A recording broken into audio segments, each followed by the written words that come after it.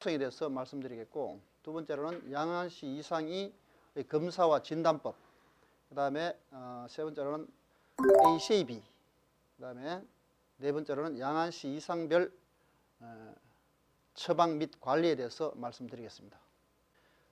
우리가 지금 이렇게 그 양안시 이상의 처방을 함에 있어서 왜 이런 그 처방을 해야 되는지를 갖다가 알아보기 전에 우선 우리 눈이 무엇을 그 위해서 어떤 게 보이고 그 다음에 어떠한 그 목적을 가지고 있어야 되는지를 갖다가 제가 우선 말씀드리면은, 우선 눈이라는 것은 선명하게 잘 보이는 상태여야 됩니다. 그리고 눈 역시 마찬가지로 그렇다면은 그렇게 보이지 않는다 그러면은 안경으로 인해서라도 선명하게 잘 보일 수 있는 그런 상태여야 됩니다. 그 다음에 두 번째로는 뭐냐면은 잘 보인다고 그래가지고 우리가 눈이 어떤 우리가 안경을 처방한다든지 우리가 눈을 가지고 있는 그 목적을 갖다가 다 충족시킬 수 없는 겁니다. 두 번째로는 뭐냐면 편안한 눈과 그 다음에 편안함을 갖다가 줄 수 있는 그런 안경이 돼야 되고요. 세 번째로는 뭐냐면은 외관으로 봤을 때 물론 눈 안경이 눈과 어울려야 될 수 있는 그런 코디적인 그런 문제도 중요성도 있겠지만은 눈동자가 맑아야 됩니다. 그 다음에 눈동자가 맑다는 이야기는 충혈이 된다든지 이런 문제가 없어야 되겠죠. 그래서 안경 역시 마찬가지로도 콘택트 렌즈와 다르다고 할 수 있지만은 안경 역시 마찬가지로도 눈동자를 맑게 할 수 있는 그런 상태를 갖다가 제공하는 그런 기능이 있다고 볼 수 있습니다. 그 다음에 역시 이제 이와 더불어 눈의 이상을 갖다 개선할 수 있는 그런 안경이어야 됩니다.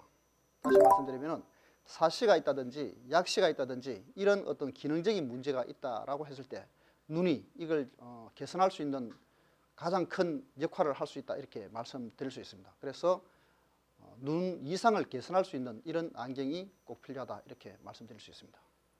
그럼 이러한 양안시가 제대로 되지 않는 경우에 어떤 중요성을 갖다가 우선 말씀드리면요, 우선 시력이 양안시에 있어서 문제가 있으면 시력에 영향을 미친다는 사실입니다. 그래서 시력에 영향을 미치고 그 다음에 미치기 때문에 우리가 양안시를 좀 더 정확히 고려해서 처방을 해야 된다라고 말씀드리고 있고요. 그 다음에 발생 빈도가 아주 높습니다. 발생 빈도가 그 미국의 학회의 그 자료에 보면은 one out of four children, 다시 말해서 4명 중에 1명의 어린이가 어떤 눈에 어떤 잘 보이긴 하지만 어떤 눈에 문제가 있다, 이렇게 이제 이야기하는데, 그 문제가 있는 대다수는 질환적인 문제가 아니고 어떤 기능적인 문제, 다시 말해서 이 양안시적인 문제라든지 눈의 기능적인 문제로 인해서 눈이 굉장히 피곤하다든지 아니면은 두통이 있다든지 아니면은 허려 보인다든지 여러 가지 어떤 그 집중함에 있어서 어려움을 겪는 그런 상태가 되는 거죠. 그러므로 인해서 학습의 저하라든지 아니면은 어떤 그 컴퓨터를 봄에 있어서 컴퓨터 근거리 작업을 함에 있어서 어떤 문제가 있다든지 이런 여러 가지 이 결과를 갖다가 악영향을 초래합니다. 그래서 눈의 기능 개선을 할 수 있어야 하는 함에, 그래서 안통, 두통, 흐림, 그 다음에 물체가 2개 보인다든지, 그 다음에 어떤 책을 오래 본다든지 컴퓨터를 오래 본다든지 이게 작업할 경우에 졸음이 온다든지, 그 다음에 결과적으로 충혈도 발생하겠죠.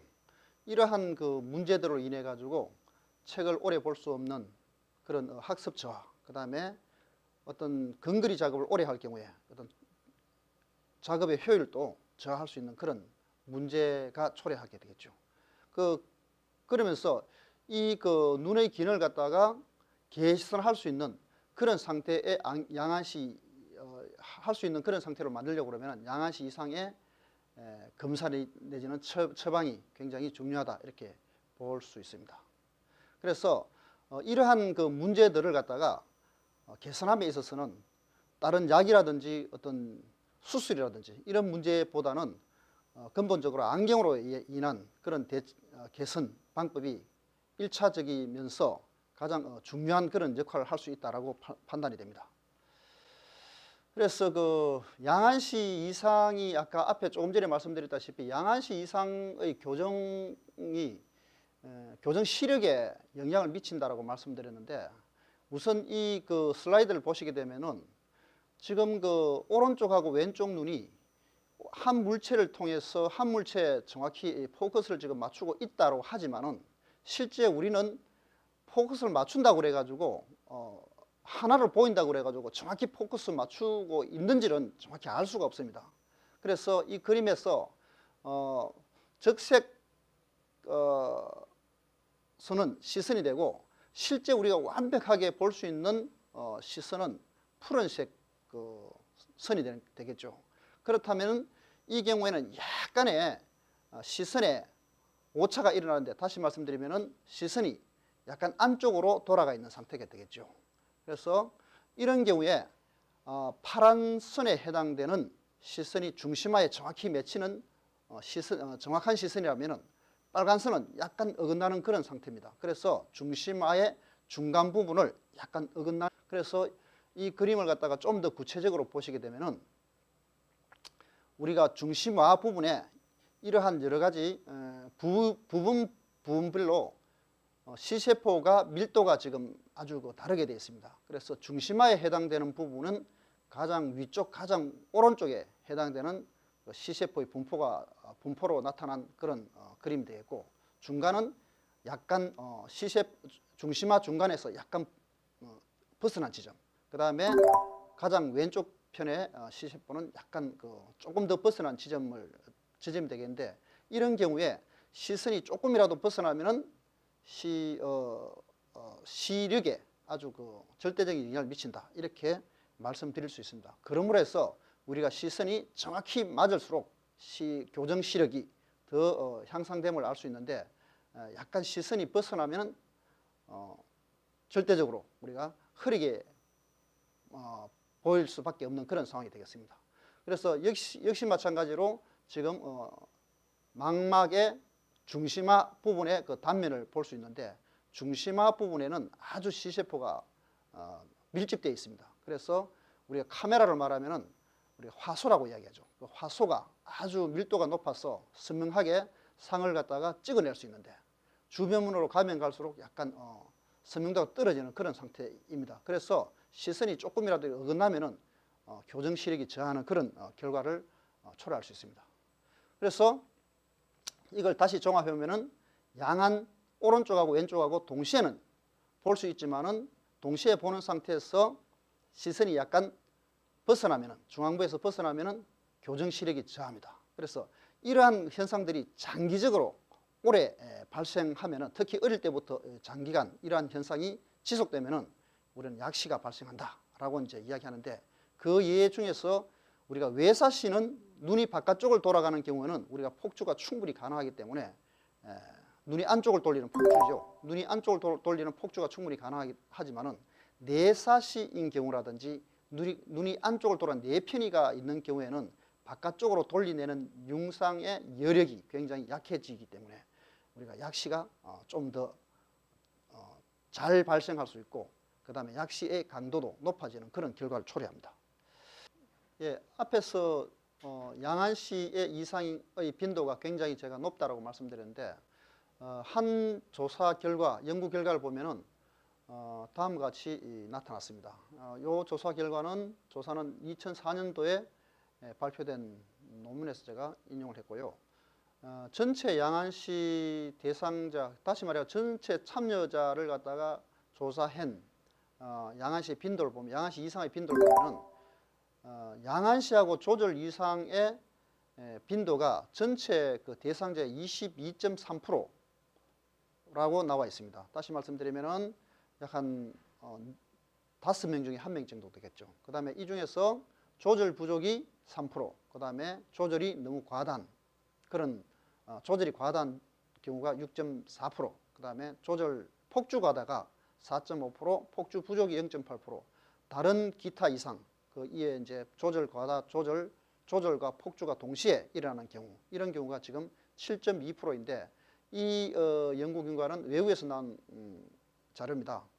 그래서 우리나라 역시 마찬가지로 제가 지금까지 경험적으로 아니면은 다른 그 최근에 발표한 논문 정도로 제가 판단을 해봤을 때는 역시 우리나라도 이 이상 또는 같거나 이 이상의 수준이 되지 않을까 이렇게 판단하고 있습니다.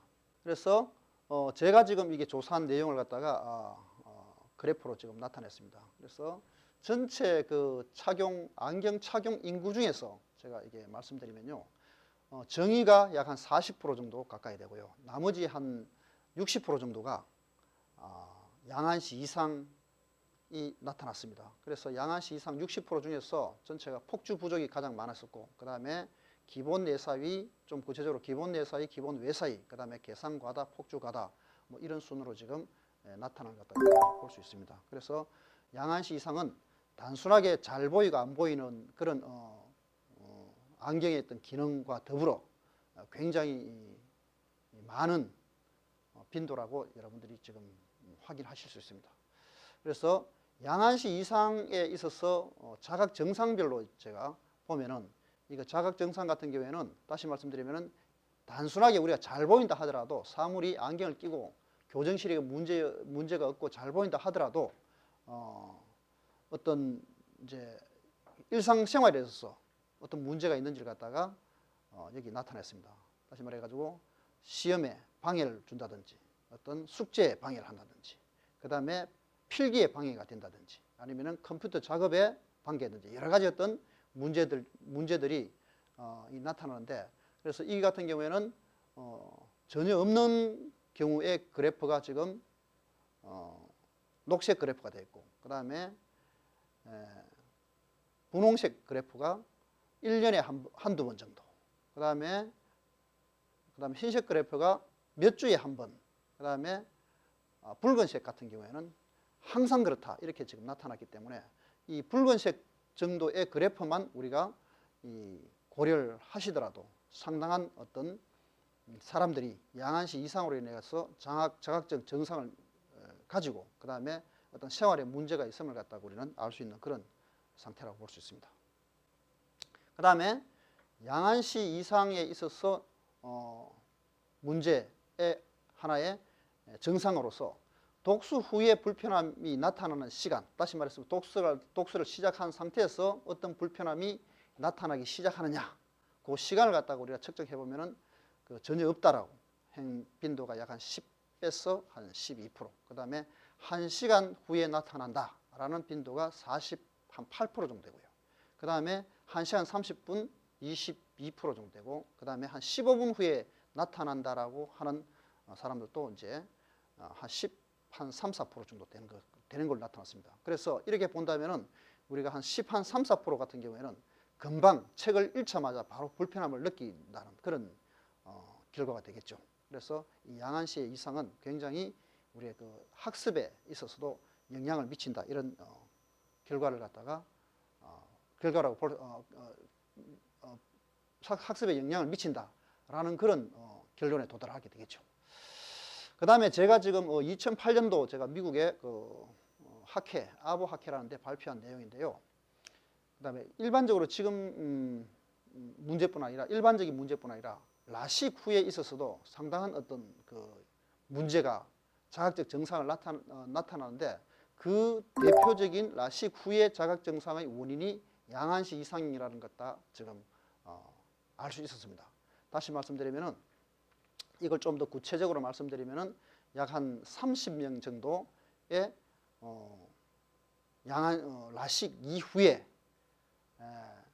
증상들을 갖다가, 불편함은 증상을 갖다가 제가 조사를 해보니까, 이 양한시 이상의 어떤 문제가 있는 사람들을 갖다가 사위 검사를 좀 해봤습니다. 사위 검사에서는 수평 사위와 그 다음에 원거리 사위와 근거리 사위를 따로따로 해봤을 때 약 한 70% 정도가 그 이상의 경우가 양한시 이상으로 자각 증상을 느끼는 그런 상태였습니다. 그래서 지금 그 그래프에 보시게 되면은 제가 원으로 이렇게 타원으로 지금 분류를 해놨는데, 타원이 5개가 있습니다. 그래서 전체 한 30명 이상의 어떤 사람 중에서 5명을 빼고 나머지가 거의 다 양한시 이상으로 인해 가지고 라식 후에 자각 증상을 느낄 수 있었다라는 그런 결론에 도달했습니다. 그래서 이러한 양한시 이상이 빈도가 굉장히 높고 그 다음에 여러 가지 생활에 있어서도 불편함을 많이 느끼는데 이걸 어떻게 이제 앞으로 확인을 해낼 것이냐, 검출을 해낼 것이냐에 대한 이야기를 지금부터 해드리겠습니다. 그래서 양한시 이상 검사에 있어서 우선 양한시 이상이 있는지 없는지를 갖다가 알기 전에 이 사람이 양한시 이상을 느끼는지 안 느끼는지를 갖다가 알아봐야 되겠죠. 그래서 그 최초의 단계로서는 문진, 그 다음에 간단하게 양한시 이상의 가장 그 현상적으로 나타날 수 있는 안구 이상 내지는 안구 운동의 일치 여부를 갖다가 어떻게 평가할 것이냐. 그 다음에 이양 안구 운동 검사. 다시 말씀드려가지고 눈이 안쪽으로 돌아갔을 때, 바깥쪽으로 돌아갔을 때 이러한 걸 갖다가 얼마만큼 자유자재로 잘 움직이는지 그 검사, 이양 안구 운동 검사. 그 다음에 폭주 검사. 그 다음에 포커스를 맞추는 조절 검사. 그 다음에 조절과 폭주. 다시 말씀드려가지고 눈이 포커스를 맞추면서 눈이 안쪽을 돌려야 되는 그런 관계가 원활해야 되는데 그러한 관계가 원활한지, 그 다음에 어느 정도의 어떤 조절이 폭주에 영향을 미치는지 이러한 검사를 할 수 있는 ACAB, 그 다음에 이 검사를 토대로 해가지고 양한시 이상 처방에 대해서 제가 말씀드리겠습니다. 우선 문진에 있어서는 그 가장 그 일반적으로 나타날 수 있는 게 근거리입니다. 그래서 멀리 어떤 산을 본다든지 눈을 쉬게 하는 그런 상태에서는 문제가 나타나지 않겠죠. 가장 많이 양한시가 대두되는 게 뭐냐면은 가까이 책을 본다든지 근거리 작업을 한다든지 이런 눈을 가지고 신경 써서 오래 본다든지 이런 경우가 되는데, 그래서 이런 경우에 필요한지 아니면은 두통이 있는지 아니면 졸림이 있는지 이러한 여러 가지 집중력, 기억력, 그 다음에 물체가 두 개로 보인다든지 이런 문제들이 있는지를 갖다가 알아보는 겁니다. 그리고 심지어는 그 속도, 다시 말해 읽는 책을 갖다가 아주 잘 읽지 못하는, 다시 말해가 사람은 아주 이렇게 총명하게 생겼는데 책을 잘 읽지 못한다든지 아니면은 눈이 아프다든지 눈이 아프거나 통증이 있다든지 아니면은 어떤 경우에 눈이 당긴다고 그러는데 눈 주위, 특히 관자놀이 부분이 많이 당기는 그런 경우가 있습니다. 그 다음에 물체가 흐려 보이거나 떠 보이거나, 그 다음에 어떤 경우에는 책을 읽다가 어느 위치를 갖다가 읽는지를 갖다 한 번씩 놓치는 경우, 아니면은 건너뛰는 경우, 책이 쭉 읽다가 한 번씩 이렇게 위치를 상실하면서 건너뛰는 그런 경우. 그래서 여러 가지 어떤 문제들이 이렇게 발생할 수 있는데 이게 대다수가 사람들이 이제 이런 경우가 이제 자녀들이 이런 경우가 있다 그러면 부모님 입장에서는 이게 집중력이 떨어져서 그렇다, 뭐 이런 여러 가지 어떤 핀자를 주고 자녀들한테 어떤 핀자를 주고 이러는데 사실 이것보다는 정확한 눈 검사를 통해 가지고 이런 걸 갖다 알아내는 게 더 중요하지 않을까 이렇게 판단이 됩니다. 그래서 이 문진에 있어서 이러한 증상들이 있는지 없는지를 갖다가 꼭 발견 있는지 없는지를 판단하고 있다면은 여러분들이 대책을 세워줄 수 있는 그런 전문가가 되어야 될 것 같습니다. 그래서 우선 이 폭주 검사에 대해서 말씀드리겠습니다. 이 폭주라는 이야기는 뭐냐면은 눈이 가까이, 눈을 안쪽으로 모인다라는 뜻입니다. 그래서 이미 여러분들이 아시다시피 폭주라는 이야기는 학교 다닐 때 여러분들이 안경공학과에서 숱하게 들어보는 그런 단어일 거라고 지금 판단이 됩니다. 그리고 이걸 갖다가 눈을 안쪽으로 최대한 돌릴 수 있는 시선의 마지막 그 한계점, 이걸 우리는 폭주 근점이라고 합니다. 그래서 폭주 근점을 갖다가 어떻게 검사하는지를 갖다가 말씀드리는데, 그래서 폭주 근점 우선 결과적으로 말씀드리면 폭주 근점에 문제가 있으면은 아까 앞에서 어떤 책을 볼 때 졸음이 온다든지 두통이 있다든지 여러 가지 이제 자각적 증상을 느끼겠죠. 그래서 이 폭주 검사는 가장 간단한 방법은 작은 타켓을 이용합니다. 타켓을 가지고 점점 눈 가까이 됐을 때 눈동자가 그만큼 타켓을 따라서 오는지를 확인해야 되는데, 만약에 그 타켓을 따라가지 못하는 그 한계점, 그때까지의 거리, 눈에서 그 타켓까지의 거리를 갖다 우리는 폭주 근점이라고 합니다. 그래서 폭주 근점은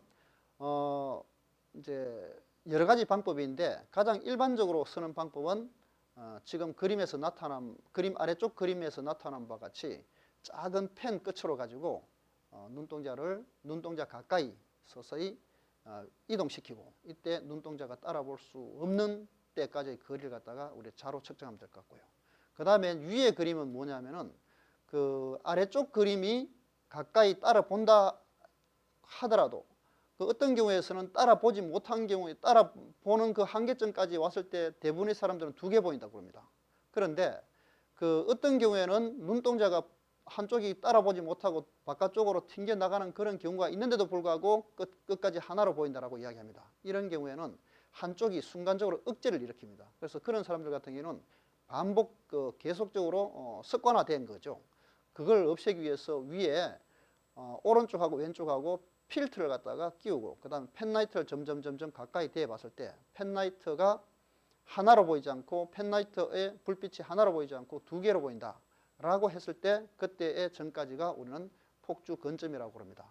그래서 이 경우는 오른쪽하고 왼쪽하고 색상이 다르기 때문에 우리가 융상이라고 그러죠. 상이 스스로 하나로 볼 수 있는 그런 상태를 우리 융상이라고 그러는데 오른쪽하고 왼쪽의 색상은 차이가 나기 때문에 융상을 갖다가 좀 방해하는 그런 경향이 있습니다. 그렇기 때문에 우리가 펜 끝, 아래 그림과 같이 펜 끝으로 보는 것보다는 펜 라이트로 보는 것이 폭주 근점이 좀 멀게 나타납니다. 그렇기 때문에 좀 더 확실하게 우리가 눈이 아픈 걸 갖다 억지로 참고 가까이 당기는 쓸 때보다 당겼을 때는 그 아래 타켓이 해당되고 그 다음에 조금 그 두 개로 금방 나타나는 그런 경우는 위 타켓이 되기 때문에 위에 그림이 되기 때문에 여러분들도 제가 봤을 때는 그 위에 그림을 갖다가 위에 그림과 같이 검사를 하면은 좀 더 정확히 알 수 있다 이렇게 말씀드렸습니다. 그래서 이 경우는 아래 그림을 이야기한다고 그러면 사용한다고 그러면은 기대값은 팔문에서 그 포인트까지 근점 거리까지는 약 한 8cm 이내여야 됩니다. 그런데 그 이상이 되게 되면은 상당한 문제가 있다 이렇게 판단이 됩니다.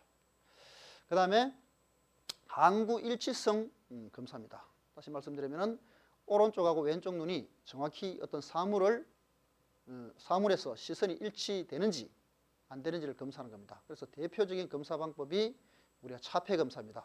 그래서 차폐 검사는 사물을 어떤 일정한 거리에 두고 한눈을 가렸을 때 그 가린다면은 두 눈이 그 타켓을 향하고 있다 그러면은 눈동자가 움직임이 없을 겁니다. 근데 만약에 한 눈이 두 눈 보지 않고 한 눈이 만약에 돌아갔다 그러면은 보고 있는 눈을 갖다가 가리면은 안 보고 있는 눈은 후차적으로 그 사물을 봐야 되기 때문에 바깥쪽으로 있든지 안쪽에 있든지 상하로 편의된 상태에서 그 사물을 통해서 다시 돌아오게 될 겁니다. 그래서 이러한 움직임을 통해서 시선의 눈동자의 움직임을 통해서 안구가 일치되는지 아닌지를 갖다가 검사하는 방법입니다. 다음으로는 안구 운동 일치성에서 말씀드리겠습니다. 일단 그 눈동자가 사물을 통해서 사물이 정확히 그 시선이 눈동자의 시선이 사물에 일치하는지 안 하는지를 갖다가 알아보기 위한 검사입니다.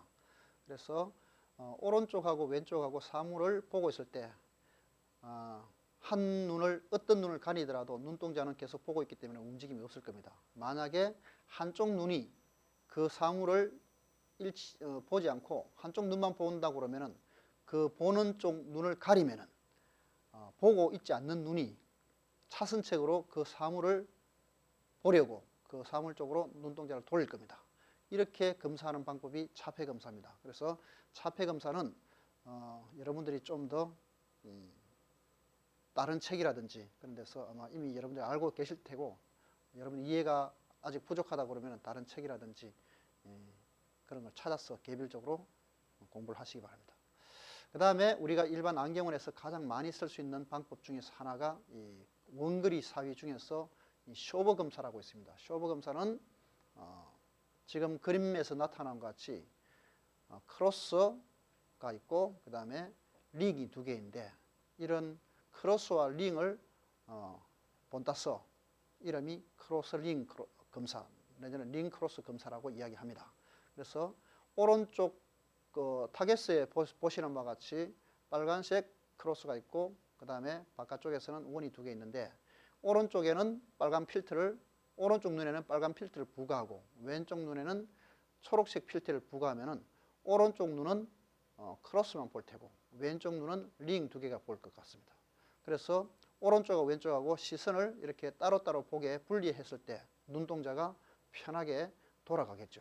그래서 돌아가는 그 상태가 다시 말씀드리면은 타겟이 마치 어긋나는 것처럼 보이게 되겠죠.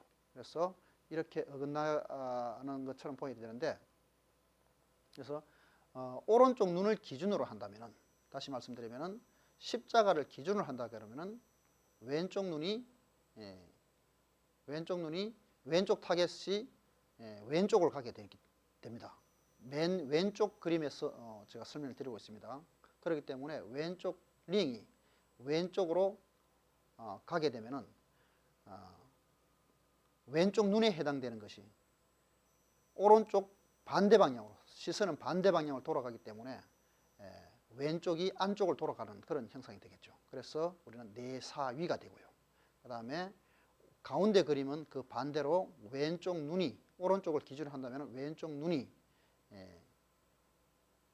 왼쪽으로 돌아가는 그런 외사위가 되겠습니다. 그리고 이와 같이 눈과 타겟의 움직임이 반대라고 했을 때 맨 오른쪽 그림은 상하로 지금 편의되는 그런 상태가 되겠습니다. 그래서 이러한 검사를 해보면은 눈이 돌아가는 정도를 알 수 있습니다. 그러면서 어느 정도 돌아갔는지를 갖다가 알려고 그러면은 그 위에다가 프리즘을 부과하는데, 내사위는 베이스 아웃 프리즘을, 외사위는 베이스 인 프리즘을, 그 다음에 수직 사위는 베이스 업 또는 베이스 다운 프리즘을 넣어가지고 이때 앞에 정상적인 그림에서 나타난 바 같이 크로스가 링 한가운데에 있으면은 그때에 부과된 프리즘 양이 편의량이 되는 겁니다. 그 다음에 다른 방법이 일반적인 방법, 지금은 이 방법은 하웰 검사에 의한 사위 방법인데, 하웰 사위 검사 방법인데, 이 방법은 이전에 본 그라페 방법을 응용한 것입니다. 그래서 본 그라페 검사보다도 좀 더 사용하기 쉽고, 그 다음에 판단하기도 쉬운 그런 방법이 되겠습니다. 이 방법은 뭐냐면은, 이 방법은 우선 이 이제 시표가 있어야 되겠죠. 이 시표를 가지고 원거리 또는 근거리 시표가 2개가 있습니다. 그래서 프리즘을 수직으로 넣었을 때 상이 위아래로 어긋나게 됩니다. 이 어긋나게 된 상태에서 이렇게 상을 분리시켜 보면은 눈동자는 편한 대로 돌아가게 마련이죠. 그래서 지금 제가 설명을 드린 것은 오른쪽에 베이스 다운, 다시 말해가지고 기저 방향을 갖다 오른쪽 눈에 기저 방향을 아래쪽으로 놨을 때, 그러면은 오른쪽 놓으면은 오른쪽 눈은, 오른쪽이 보는 거는 위에 상이 될 테고 왼쪽은 아래 상이 되도록 이렇게 상이 2개로 펼쳐지게 됩니다. 이따가 제가 보여드리겠습니다. 그래서 오른쪽과 왼쪽이 어느 정도 수평으로 어긋나는지를 갖다가 판단하는 그런 검사 방법이 되겠는데요. 우선 이걸 보시게 되면은 지금 아까 오른쪽 눈에 베이스 다운, 다시 말해 기저 아래쪽 방향으로 6프리즘 정도로 넣게 되면은 오른쪽과 왼쪽의 상이 분리되면서, 그러면서 눈동자가 편안하게 돌아가게 됩니다. 그래서 오른쪽 눈의 상은 위에 상이 되는 거고 왼쪽 눈은 아래 상이 될 겁니다. 그래서 오른쪽 눈에 해당되는 상이 왼쪽으로 가기 때문에 상과 눈의 방향은 반대가 됩니다. 그래서 오른쪽 눈에 해당되는 상이 왼쪽이라면 오른쪽 눈은 오른쪽 눈으로 돌아가게 되는 겁니다. 그래서 이 경우에는 외사위 4프리즘으로 판정낼 수 있습니다. 그 다음에 아래쪽 부분은 오른쪽 눈에 해당되는 부분이 오른쪽 눈에 해당되는 그 상이 오른쪽으로 가기 때문에 눈동자는 오른쪽 눈은 왼쪽으로 편의된 겁니다. 오른쪽 눈이 왼쪽으로 편의되는 상태가 되는 것은 다시 말하면 내편이, 오른쪽 눈이 코 쪽이겠죠. 그렇다면 내편이가 되고 내사위가 되고, 그래서 아래 키는 수치를 보시게 되면은 내사위 7프리즘이 되는 걸로 지금 확인하실 수 있습니다. 그 다음에 다음 검사는 융상 이항 운동 검사가 되겠습니다. 그래서 융상이라는 이야기는 상이 합쳐진다라는 그런 의미로 오른쪽과 왼쪽의 상이 합쳐진다라는 그런 의미에서 융상이라고 볼 수 있고요. 이향이라는 이야기는 다를 이자, 방향이 방향, 다른 방향이라는 뜻입니다. 그래서 어떤 물체를 하나로 상을 맺게 하기 위해서 눈동자가 움직이게 되는데 그때 다른 방향으로 눈동자가 움직인다라는 의미에서 이향 운동이라고 합니다.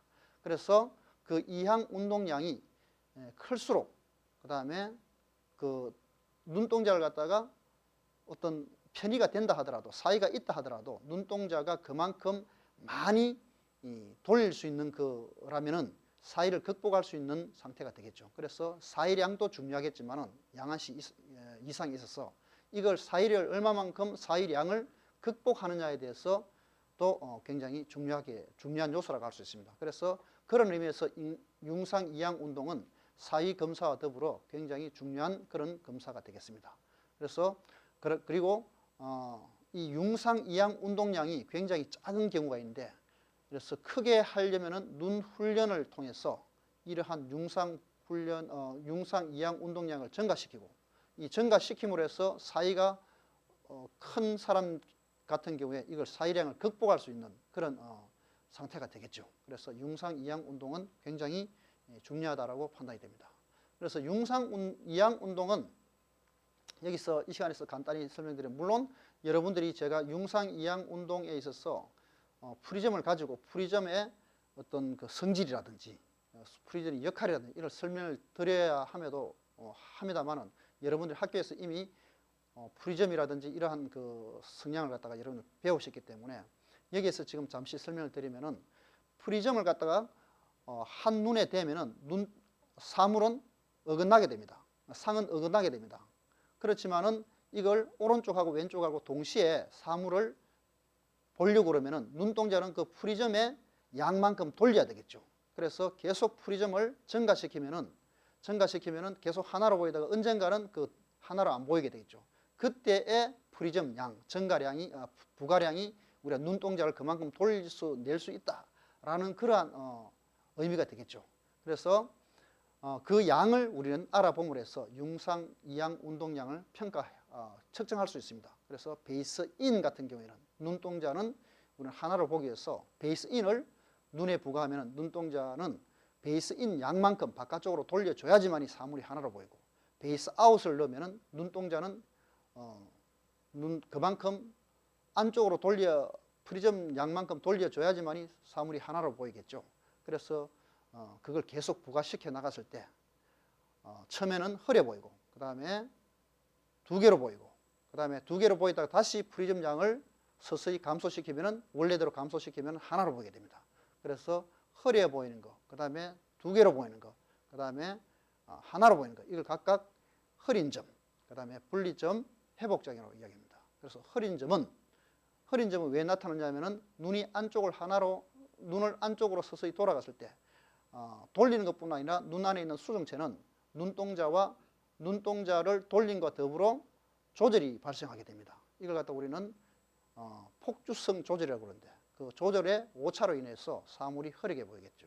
그래서 이 흐린 점과 그 다음에 분리점, 회복점을 갖다가 봄을 해서 아까 앞에서 말씀드렸다시피 양한시 이상이 있을 경우에 어느 정도 극복을 해낼 수 있는지 아니면 이 극복을 못한다면 프리즘 처방을 할 수 있는지 아니면 또는 눈 훈련을 시켜서 이 양을 증가시킬 수 있는지 이렇게 판정해내는 그런 검사 방법이 되겠습니다. 그래서 이 검사 결과를 보게 되면은 베이스 아웃을 원거리, 근거리로 나눠질 수 있는데 원거리에 베이스 아웃 프리즘을 넣어가지고 사물을 계속 주시하게 합니다. 그런 상태에서 프리즘 양을 증가시키면 흐린 점이 나타날 테고 그 다음에 분리점이 나타날 테고 회복점이 나타나서 이렇게 각각의 그때의 프리즘 양을 기입하면 됩니다. 그 다음에 베이스 인 경우에는 눈이 바깥쪽으로 다시 말씀드려 계산을 유도하는 방법이 되겠죠. 이런 경우에 역시 마찬가지로 흐린 점, 분리점, 회복점인데 원거리에 있어서는 이미 조절이 다 이완되어 있는 상태이기 때문에 흐린 점이라고 나타나지 않습니다. 그래서 흐린 점이 나타나지 않는 경우에는 우리는 꽃표로 지금 나타내고 그 다음에 분리점 회복점을 표기합니다. 역시 근거리 또 원거리와 같이 타겟을 가까이 둔 상태에서 계속 프리즘을 부과하게 되면 흐린 점, 분리점, 회복점이 나타나게 되겠죠. 그 다음에 지금 앞에서는 얼마만큼 눈동자를 바깥쪽 내지는 안쪽으로 돌려낼 수 있는 여력, 다시 힘이 있냐를 갖다가 우리는 검사한 거라면 이번 검사는 눈동자가 얼마만큼 빨리 쉽게 그 사물을 향해서 돌려낼 수 있는지를 갖다가 평가하는 방법입니다. 이걸 이향, 운동, 용이성이라고 이야기합니다. 그래서 이 경우에는 물론 가까이 멀리를 타겟을 갖다가 번갈아 보게 할 수 있는 방법이 있습니다만은 평가함에 있어서 그다지 좋은 방법은 되지 못합니다. 그래서 얼마만큼 정확히 평가를 해낼 수 있는지를 방법은 지금 그림에서 보는 바와 같이 프리즘을 포개해서 이걸 이중 프리즘이라고 그러죠. 그래서 베이스 인과 베이스 아웃을 번갈아 가면서 부과할 때 타겟을 주시하게 하는 겁니다. 그래서 그 타겟이 선명하게 하나로 보인다면은 그 프리즘 부과 양에 대한 눈동자가 돌릴 수 있었다는 이야기고, 만약에 그렇지 못한 경우에는 그만큼 프리즘 양만큼 눈동자를 돌릴 수 없다는 그런 의미이기 때문에 얼마만큼 프리즘을 부과했을 때 하나로 빨리 선명하게 보이느냐 이런 걸 갖다가 평가하는 겁니다. 그래서 지금 더블 프리즘이 나와 있는데 베이스 아웃 경우에는 12 프리즘을 넣고 베이스 인 경우에는 3 프리즘을 넣습니다. 그 이유는 뭐냐면은 우리가 계산보다는 눈이 바깥쪽을 돌리는 것보다는 안쪽을 돌릴 때가 훨씬 더 우리가 쉽습니다. 그렇기 때문에 그러므로 해서 베이스 아웃은 12 프리즘 부과하고 그 다음에 바깥쪽으로 돌려내는 것은 3 프리즘을 부과합니다. 그래서 오른쪽하고 한쪽 눈에다가 베이스 인과 베이스 아웃을 갖다가 번갈아 부과하면서 선명하게 보이는 그 양을 빈도를 그 정도를 갖다가 1분당 몇 회가 되는지를 판단해내는 겁니다. 그래서 이 시표는 일반적으로 근거리 시표를 사용하는데 근거리 시표 중에서 0.7 시표, 다시 말씀드리면 1.0 시력이 우리가 최대한 교정 시력으로 하면 거기서 한 3줄 정도 아래인 0.7 시표를 눈앞 40cm 놓고 프리즘을 베이스 아웃 12 프리즘, 베이스 인 3 프리즘을 넣어가면서 지속적으로 1분당 몇 회가 번갈아 가면서 볼 수 있는지를 갖다가 확인하면 될 것 같습니다. 그래서 검사 결과는 지금 어떻게 나타나냐면은 우리가 CPM, 그러니까 결과의 단위에 있어서 CPM으로 나타내는데 C가 뭐냐면은 사이클, 왔다 갔다 한 번 하는 게 한 사이클입니다. 그래서 그 베이스 인과 베이스 아웃을 갖다가 두 번 동시에 한 바퀴 돌았을 때 우리는 C가 되는 거고요. P는 당, 우리말로 하면 당. 그 다음에 M이 미닛, 다시 말하면 분당 몇 회 왔다 갔다 할 수 있는지를 갖다가 나타내는 그런 단위가 되겠습니다. 그래서 그 단위로 보면은 정상적으로 12 또는 그 이상이면은 정상이라고 판단되는데, 정상적으로 다시 말씀드리면 한 5초 정도의 한 사이클이 되겠죠. 5초 정도. 그리고 문제가 있으면은 9 CPM, 다시 말해서 9 CPM 이상이면 우리가 어느 정도 문제가 있다라고 판단이 되고요. 그렇지만 다시 이걸 문제가 있는 경우에 다시 세부적으로 분류를 하면은 베이스 아웃을 넣었을 때 사물이 한 개로 보이지 않고 그 다음에 선명하게 보이지 않는 그런 경우가 있을 수 있고, 그 다음에 베이스 인을 넣었을 때 역시 마찬가지로 사물이 하나로 선명하게 보이지 않는 경우가 있고, 아니면은 베이스 인과 베이스 아웃 둘 다 그렇게 되는 경우가 있을 겁니다. 그러면 베이스 아웃 같은 경우는 눈동자가 안쪽으로 돌리지 못하는 그런 상태가 되고, 베이스 인을 넣었을 때 어떤 문제가 있다면 눈이 바깥쪽으로 펼치는 계산에 문제가 있다, 이렇게 판정을 해낼 수 있습니다. 그 다음으로는 조절 검사에 대해서 말씀드리겠습니다. 이 조절 검사에 있어서 우리가 일반적으로 조절 그러면은 우리가 노안을 갖다가 언뜻 생각하게 될 겁니다. 그렇지만은 조절에 있어서는 단순하게 억지로 가까이 볼 수 있는, 얼마만큼 가까이 볼 수 있는지를 갖다 나타내는 조절력이 있는 반면에 얼마만큼 빨리빨리 우리가 포커스를 맞추어 낼 수 있는지를 판단하는 조절 용의가 있을 거고요. 그 다음에 얼마만큼 정확하게 어떤 포커스를 있는지를 갖다 포커스를 맞출 수 있는지, 사물을 또렷하게 볼 수 있는지 이를 나타내라고 하는 조절 반응이 있고요. 그 다음에 양안, 오른쪽하고 왼쪽하고 동시에 사물을 보면서 그 상대의 얼마만큼 양안시 상태에서 이완과 그 다음에 수축을 갖다가 폭이 어느 정도인지를 알아낼 수 있는 상대 조절 검사 4가지로 나눌 수 있습니다. 그래서 이 4가지 검사가 4가지 검사를 갖다가 각각의 정상들이 4가지 검사의 결과치에 따라서 정상들이 달리 나오기 때문에 여러분들은 이 4가지 검사를 갖다가 할 수 있는 그런 실력을 길러야 될 것 같습니다. 우선 조절력 검사에 대해서 말씀드리겠습니다. 이 조절력 검사는 이미 여러분들이 아주 보편적으로 지금 검사하실 수 있고 그 다음에 해왔던 그런 검사라고 판단이 됩니다. 그래서 조절력 검사는 원거리 완전 교정 상태에서 근거리 C표를 가지고 점점 가까이 가까이 됐을 때 흐려 보인다라는 그때까지의 거리의 역수인데 거리를 갖다가 역수로 하면 되는데 그때 단위는 메타 단위가 되겠습니다. 그래서 이러한 방법을 갖다 우리는 푸시업 검사라고 합니다. 그래서 푸시업 검사는 정상적인 수치는 나이와 비례하는데 나이가 많으면 많을수록 가까이 보게 된다는 의미고 조절력은 굉장히 증가하는 그런 상태가 되는데 그걸 나이로 조금 더 공식으로 만들어지는데 이 공식을 갖다가 보편적인 공식을 하나 예를 들어 보면은 18에서 나이의 4를 나누게 되면은 이 조절력의 평균 조절력이 나옵니다. 그래서 거기에서 플러스 마이너스 2디옵트를 갖다가 했을 때 다시 말씀드리면 2디옵트를 더하거나 2디옵트를 뺐을 때 그 범위를 넘어서는 경우가 있다면은 조절력에 문제가 어느 정도 발생할 수 있다 이렇게 판정을 해낼 수 있습니다. 그 다음에 푸시 어웨이 검사가 있습니다. 푸시 어웨이 검사는 아까 반대로 아까 푸시업 검사와 반대로 멀리에서 볼 수 있는 걸 갖다가 점점 가까이 이렇게 되는 것과 반대로 완전히 붙여서 점점 바깥쪽으로 멀리 했을 때 이때 완전히 가까이 봤을 때는 사물이 흐려 보인다고 그러겠죠. 그래서 점점 멀리 갔을 때 그때 선명하게 보이는 그 시점 그때까지의 눈에서 그때까지 거리를 측정해서 그걸 메타 단위로 역수를 하면 될 것 같습니다. 그 다음에 그 이외에 마이너스 렌즈 부가법이 있는데 마이너스 렌즈법은 어떤 사물을 일정 거리 다시 말해 한 40cm 두고 마이너스 도수를 계속 넣었을 때 그때 40cm 뒀다면은 이미 조절은 2.5 디옵터가 일어났다라고는 판단할 수 있고요. 거기에서 마이너스 1디옵터를 넣었을 때 흐려 보였다고 그러면은 2.5 더하기 1디옵터 다시 말해 3.5 디옵터가 우리는 조절력이라고 말씀드릴 수 있습니다.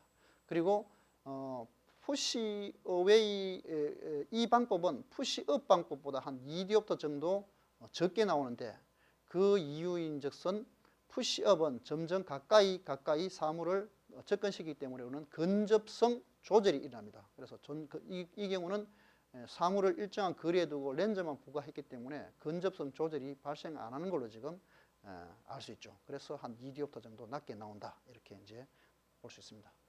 그 다음에 앞에서 조절력, 그 다음에 조절 반응, 그 다음에 조절 용의, 그 다음에 상대 조절로 여러 가지 제가 4가지를 말씀드렸는데 그 중에서 조절 용의 검사에 대해서 말씀드리겠습니다. 조절 용의는 조절을 얼마만큼 빨리 쉽게 할 수 있느냐를 갖다가 결정하는 검사가 될 것 같습니다. 그래서 그 검사 얼마만큼 빨리 멀리를 갖다가 볼 수 있는 그 방법은 가까이와 멀리를 갖다가 번갈아 놓고 사물을 보게 하면 좋겠지만은 이 역시 마찬가지로 사물이 그만큼 정확히 잘 봤는지 못 봤는지를 확인할 길이 없습니다. 그러므로서 여기에 대한 검사 방법은 도수를 다시 말해가지고 플러스 내지 마이너스 도수를 번갈아 가면서 부과하면 될 것 같습니다. 그래서 플러스 도수를 넣었을 때는 조절을 그만큼 우리는 이완시켜야 되고 마이너스 도수를 넣었을 때는 조절을 그만큼 수축시켜야 되는데, 그래서 어떤 일정 거리에 사물을 두고 예를 들면 플러스 도수 플러스 2디옵터, 그 다음에 마이너스 2디옵터를 번갈아 가며 넣었을 때 그때 선명하게 보이는지 안 보이는지를 확인하고 선명하게 보인다 그러면은 다시 반대의 도수를 넣고, 역시 그때 선명하게 보인다 그러면은 또 반대의 도수를 넣어 가지고 1분당 얼마만큼의 그 번갈아 가면서 도수를 갖다가 넣을 수 있는지를 갖다가 세면 될 것 같습니다. 그래서 이 방법은 주로 40cm 기준을 하실 때는 우리가 2디옵터인데, 물론 이제 2디옵터라고 하지만은 조절이 그만큼 못 따라주는 노인들 같은 경우에, 아니면 조절량이 절대적으로 부족한 경우에 이 사람들 같은 경우에는 1디옵터를 쓰기도 합니다. 그렇기 때문에 일반적으로 보편적인 경우는 우리는 2디옵터 플러스 마이너스 2디옵터를 주로 사용하고 있습니다. 그래서 이렇게 했을 때 결과를 보게 되면은 아까 CPM이라는 단어가 지금 단위가 다시 나오는데, 역시 마찬가지로 CPM은 앞에서 설명드렸다시피 분당 몇 회를 할 수 있느냐를 나타내는 그런 단위가 될 거고요. 그래서 8 이상, 1분당 8 CPM 이상이 되면 우리는 정상 수치에 해당된다라고 판정을 내리고요. 만약에 5 CPM 이하인 경우는 문제가 있다라고 판단을 합니다. 그 중에서 플러스 도수를 넣었을 때 선명하지 않는지, 마이너스 도수를 넣었을 때 선명하지 않은지, 아니면 둘 다 넣었을 때 선명하지 않은지를 보고 조절 이완에 문제가 있는지, 조절 수축에 문제가 있는지, 그 다음에 둘 다 문제가 있는지를 판정할 수 있겠습니다. 그 다음 조절 검사 방법으로는 조절 반응입니다. 그래서 조절 반응은 우리가 조절을 어떤 사물을 눈 가까이 뒀을 때의 상태를 갖다 우리는 조절 자극이라고 합니다. 근데 그 자극에 대해서 얼마만큼 정확한 반응이 일어나느냐를 갖다가 검사하는 걸 우리는 조절 반응 검사라고 합니다. 다시 말하면 조절 반응 검사는 조절의 정확도를 측정한다, 이렇게 말씀드릴 수 있습니다. 그리고 조절 정확도가 정확하지 않으면은 그 정확하지 않는 만큼의 양을 갖다 우리는 조절 지체 내지는 조절 오차라고 이야기합니다. 그래서 조절 자극에 대해서 조절 반응을 뺀 것이 조절 지체라고 말씀드릴 수 있습니다. 그래서 이 검사는 원거리, 멀리 봤을 때 완전 교정 도수로서 도수를 눈앞에 안경 또는 트라이렌즈에 착용하고, 그 다음에 40cm 내지는 50cm 자기가 원하는 어떤 사물을 갖다 정확히 봐야 될 거리에, 일반적으로 봐야 될 거리에 사물을 두고 그 다음에 조절 상태를 갖다가 검사하면 될 것 같습니다. 주로 여기서 근거리는 40cm 해당되기 때문에 40cm에서 사물을 볼 때 조절이 얼마만큼 정확한지 안 한지를 갖다가 확인하는 그런 상태가 되는데, 이때 조절 지체량의 정상적인 조절 지체량은 0.25 내지는 0.50 정도가 나오는 걸로 지금 알려지고 있습니다. 그래서 이 검사 방법을 보게 되면은 우리가 이 조절 검사 방법에 있어서는 여러 가지 검사 방법인데 가장 일반적으로 쓰고 정확하게 쓸 수 있는 방법이 뭐냐면은 우리가 단안평가법입니다. 단안평가법은 다른 말로 MEM이라고 합니다. 이 Monocular Estimation Method라고 얘기하는데, 이 검사는 그림에서 보는 바와 같이 어떤 원거리 완전 교정 상태에서 근거리에 레티노스코프에 타켓, 흰 그림 아래 우측 아래쪽 그림에 흰 타켓을 갖다가 글자를 보고 있을 때 이 사람이 이 눈이 정확히 보고 있는지 안 보고 있는지를 갖다가 판단하는 건데, 이때 판단하는 방법을 레티노스코프로서 눈 안쪽에 검사를 했을 때, 검영법으로 검사했을 때 이게 중하가 됐을 때는 정확히 보고 있다는 뜻이고, 동행이 됐을 때는 상이, 여러분들도 레티노스코프를 이미 알고 계시리라고 판단해서 말씀드리면은 망막 뒤쪽에 맺히면은 우리가 동행이 됩니다. 그리고 망막 앞쪽에 맺히면 우리는 역행이 되죠. 그래서 동행이 된다면 우리는 조절 지체가 되는 거고, 그 다음에 눈이 망막 앞쪽에 맺히면 우리는 역행이 되기 때문에 이때 도수를 동행이 됐을 때 플러스 도수를 부과하고 역행이 됐을 때는 마이너스 도수를 부과합니다. 그래서 이 도수를 넣은 상태에서 중화가 만들어질 때 그때의 도수를 우리는 조절 지체량이다 이렇게 볼 수 있습니다. 그래서 일반적으로 조절 지체량은 MEN 값이라고 우리는 이야기를 합니다. 그 다음에 검사는 상대 조절 검사입니다. 지금 앞에서 설명드렸다시피 조절 반응 검사는 조절의 정확도를 갖다가 측정할 수 있는 그런 검사였다라면 이 상대 조절 검사는 얼마만큼 어떤 사물, 주시하고자 하는 사물을 기준으로 해서 더 이완할 수 있고 더 조절을 갖다가 수축할 수 있는 그 양을 갖다가 우리는 측정한다라고 보면 됩니다. 이때